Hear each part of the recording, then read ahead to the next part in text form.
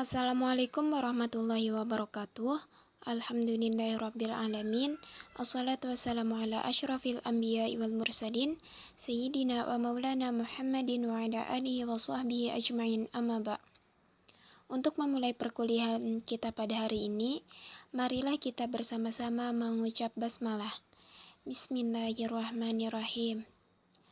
Untuk presentasi pada mata kuliah Geometri Analitik Datar dengan dosen pengampu Bapak Aziz Muslim MPD, hari ini adalah membahas materi tentang elips yang akan dipresentasikan oleh kelompok 1 yang beranggotakan Muhammad Ahdi Noridi, Muhammad Nordi, Hikmah Hijrianti, Lutfi Banino Marion, Mahmudah, Laili Rizka Amalia, dan saya sendiri Indah Pujianti. Adapun pokok-pokok bahasan yang akan dibahas yaitu definisi elips, istilah-istilah pada elips, dan contoh-contohnya. Elips adalah tempat kedudukan titik-titik yang jumlah jaraknya dari dua titik tertentu mempunyai nilai tetap. Kedua titik tertentu tersebut disebut fokus F atau titik api dari sebuah elips. Adapun istilah-istilah pada elips dapat diperhatikan pada gambar 1 pada slide PowerPoint.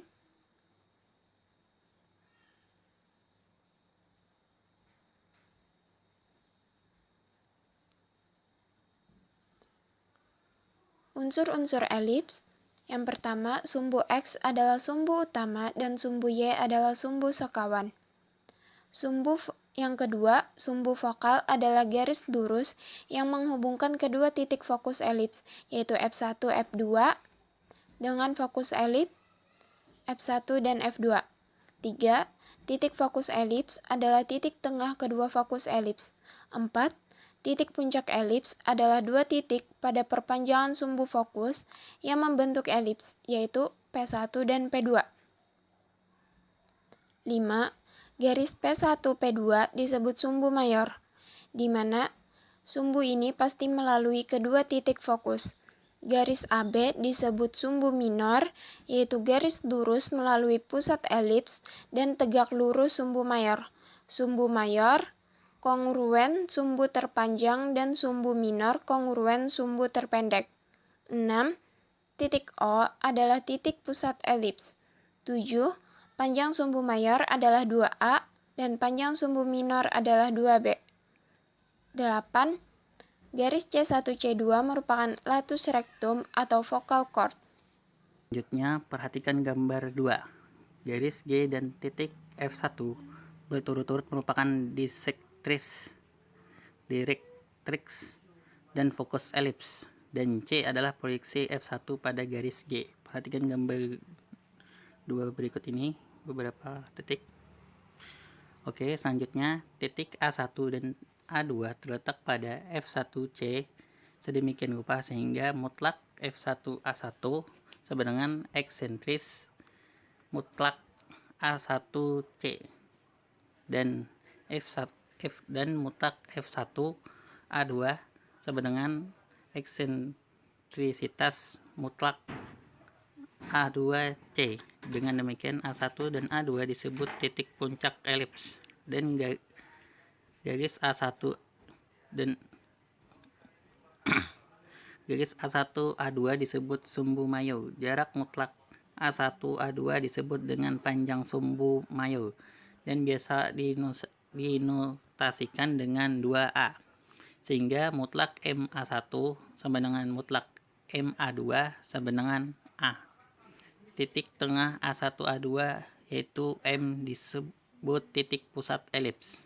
Perhatikan bahwa mutlak F1 A1 sama dengan E kali mutlak A1C diubah menjadi mutlak MA1 dikurang mutlak MF1 sama dengan E dikali dalam kurung mutlak MC dikurang mutlak MA1.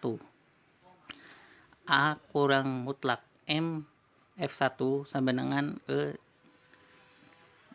dikali dalam kurung mutlak MC dikurang A persamaan pertama mutlak F A1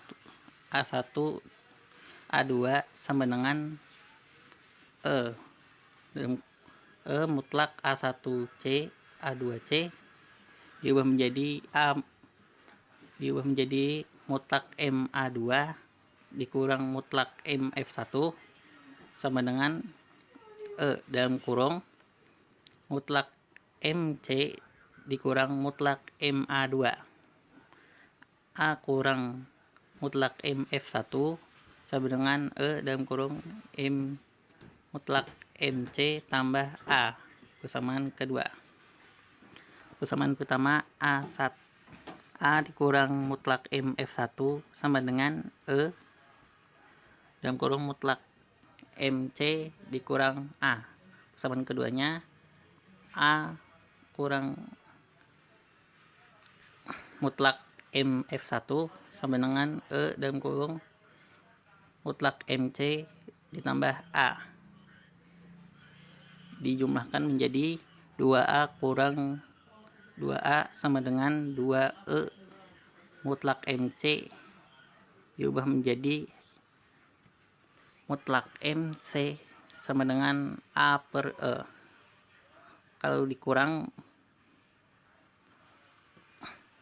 dikurang menjadi min 2 mutlak MF1 sama dengan min 2 AE.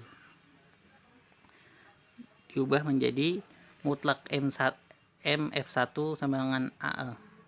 Elips simetris terhadap sumbu mayor jika kita buat garis yang tegak lurus sumbu mayor dan melalui titik M, dan garis ini memotong elips di B1 dan B2, maka M juga merupakan titik tengah garis B1 B2. Dalam hal ini B1 B2 disebut sumbu mayor. Mutlak B1 B2 disebut panjang sumbu minor.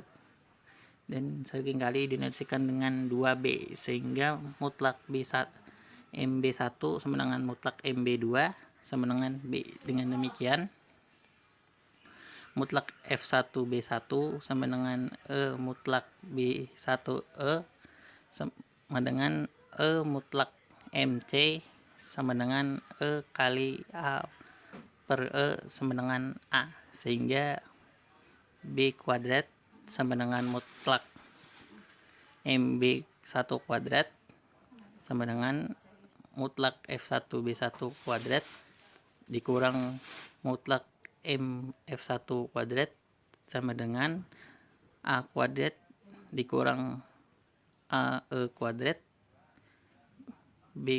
kemudian diubah lagi menjadi B kuadrat sama dengan A kuadrat dikali 1 kurang E kuadrat. Selanjutnya akan disampaikan oleh Giska. Selanjutnya, jika garis yang melalui fokus F1 dan tegak lurus sumbu mayor memotong elips di titik L dan L1, maka LL1 disebut dengan lotus rectum elips dan mutlak LL1 disebut dengan panjang lotus rectum elips. LL1 sama dengan 2 mutlak F1L sama dengan 2E mutlak LD, LL1 sama dengan 2E mutlak F1C, LL1 sama dengan 2E dalam kurung M mutlak MC dikurang mutlak MF1. LL1 sama dengan 2E dalam kurung A per E dikurang AE. LL1 sama dengan 2A dikurang 2AE kuadrat. LL1 sama dengan 2A dalam kurung 1 dikurang E kuadrat. LL1 sama dengan 2A dalam kurung B kuadrat per A kuadrat. Ingat bahwa B kuadrat sama dengan A kuadrat dalam kurung 1 dikurang E kuadrat. LL1 sama dengan 2B kuadrat per A. Perhatikan gambar 3. Berdasarkan definisi elips, dapat kita katakan bahwa jika F1 merupakan fokus elips dan mutlak MF1 sama dengan MF2, maka F2 juga merupakan fokus elips. Dengan demikian, F1 dan F2 merupakan titik fokus elips. Sehubungan dengan hal ini, Salah satu sifat penting dari elips adalah jika P merupakan sembarang titik pada elips dengan F1 dan F2 merupakan titik fokus serta panjang sumbu mayor 2A, maka mutlak PF1 ditambah PF2 sama dengan 2A. Bukti dari sifat ini adalah sebagai berikut. Mutlak PF1 ditambah PF2 sama dengan E mutlak PQ ditambah E mutlak PR sama dengan E mutlak QR sama dengan E mutlak CD sama dengan E mutlak MC sama dengan 2E dikali A per E, maka terbukti sama dengan 2A. Contoh yang pertama, diketahui persamaan umum elips adalah x kuadrat per a kuadrat tambah y kuadrat per b kuadrat sama dengan 1. Maka tentukan unsur-unsur elips jika diketahui persamaannya x kuadrat per 16 tambah y kuadrat per 9 sama dengan 1. Penyelesaiannya, A. Pusat elips, titik O 0,0. B. A kuadrat sama dengan 16, maka A sama dengan 4.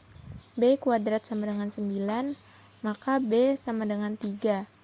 Puncaknya 4,0 min 4,0, 0,3 dan 0,-3. Yang C sama dengan akar dari A kuadrat kurang B kuadrat, sama dengan akar 16 kurang 9 sama dengan akar 7. Fokus F1 akar 7,0 dan F2 negatif akar 7,0. D. Sumbu simetri. Sumbu X sumbu utama dengan persamaan Y sama dengan 0 dan sumbu Y sumbu sekawan dengan persamaan X sama dengan 0. E. Panjang sumbu mayor sama dengan 2A sama dengan 2 kali 4 sama dengan 8. Panjang sumbu minor sama dengan 2B sama dengan 2 kali 3 sama dengan 6. F. Nilai eksentrisitas E sama dengan 1/4 akar 7. G. Latus rektum 2B kuadrat per A sama dengan 2 kali 9 per 4 sama dengan 18/4. H. Persamaan direktrix 16 per akar 7 sama dengan 16 akar 7 per 7 dan X sama dengan negatif 16 per 7 akar 7. Baik, selanjutnya kita lanjut ke contoh 2. Diketahui persamaan umum elips adalah X kuadrat per A kuadrat ditambah Y kuadrat per B kuadrat sama dengan 1. Maka, tentukan unsur-unsur elips jika diketahui persamaannya X kuadrat per 9 kuadrat ditambah Y kuadrat per 25 kuadrat sama dengan 1. Penyelesaian, pusat elips berada di titik O dengan 0,0. Kemudian nilai A kuadrat sama dengan 25 sehingga A sama dengan 5. Kemudian B kuadrat sama dengan 9 sehingga B sama dengan 3. Diperoleh puncak elips pada titik 5,0, min 5,0, 0,3 dan 0,-3. Kemudian C sama dengan akar A kuadrat dikurang B kuadrat sama dengan akar 25 dikurang 9 sama dengan akar 16 sama dengan 4. Jadi fokus elips berada di titik 4,0 dan juga titik min 4,0. Kemudian sumbu simetrinya yaitu sumbu Y sebagai sumbu utama dan sumbu X sebagai sumbu sekawan. Panjang sumbu mayor sama dengan 2A, berarti 2 dikali 5 sama dengan 10. Selanjutnya panjang sumbu minor yaitu 2B, 2 dikali 3 sama dengan 6. Nilai eksentrisitas atau E sama dengan C per A sama dengan 4/5. Latus rectum itu rumusnya 2B pangkat 2 per A sama dengan 2 dikali 9 per 5 sama dengan 18 per 5. Dan yang terakhir, persamaan direktriksnya yaitu Y sama dengan 25 per 4 dan Y sama dengan min 25 per 4. Sekian penjelasan dari kami. Salah khilaf mohon maaf. Terima kasih. Wassalamualaikum warahmatullahi wabarakatuh.